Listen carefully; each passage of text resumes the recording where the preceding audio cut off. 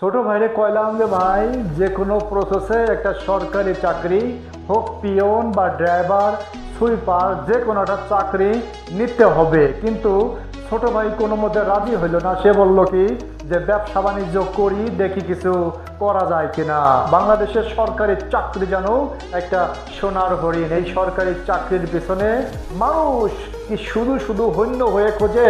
সরকারি চাকরিজীবী না হলে মেয়ের বাবা মেয়েদের বিয়ে দেবে না, মানে সরকারি চাকরিজীবী খোঁজে। কারণ কি, বেতন পায় 10,000 টাকা। ওই হালার ঘরে হালারা আন্ডার টেবিলে ইনকাম করে 10 লক্ষ টাকা প্রতি মাসে। তাহলে কি ভাই, মাসে হয়তো বা 1 লাখ টাকা বা 2 লাখ টাকা ইনকাম করে, তাদের কাছেই দেবে? না 10 লাখ টাকা মাসে খালি আন্ডার টেবিলে ইনকাম করে তাদের কাছে দেবে?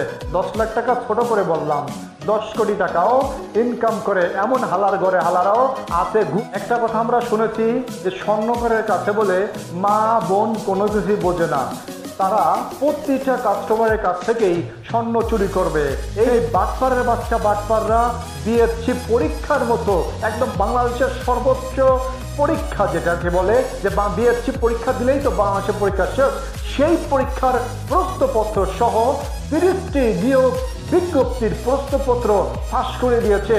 এটা তো হয়তো প্রকাশ পেয়েছে তাই হয়তো সামনে এসেছে, কিন্তু আরো যে গোপনে গোপনে সারা জীবন ধরে এরা যে কত অকর্ম করেছে বা কত কুকর্ম করেছে হয়তোবা সেটা আমাদের অজানাই রয়ে যাবে।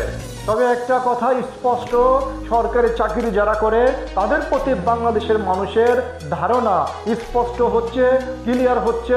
মাত্র 20,000 টাকা থেকে 30,000 টাকা বেতন পেয়ে কিভাবে সম্পদের পাহাড় গড়ে তোলা। এরা বলবে যে আমরা আলাউদ্দিনের চেরাগ পেয়েছি, রাতে ঘষা দেই এবং সেই দত্ত এসে আমাদের হা হা হা হা হা হা করতে করতে সম্পদ দিয়ে যায়। ঘুষখোর সুদখোর দুর্নীতিবাজ প্রতারকরা বাংলাদেশের সরকারি চাকরিতেই ঢুকেই মনে হয় তারা সোনার হরিণ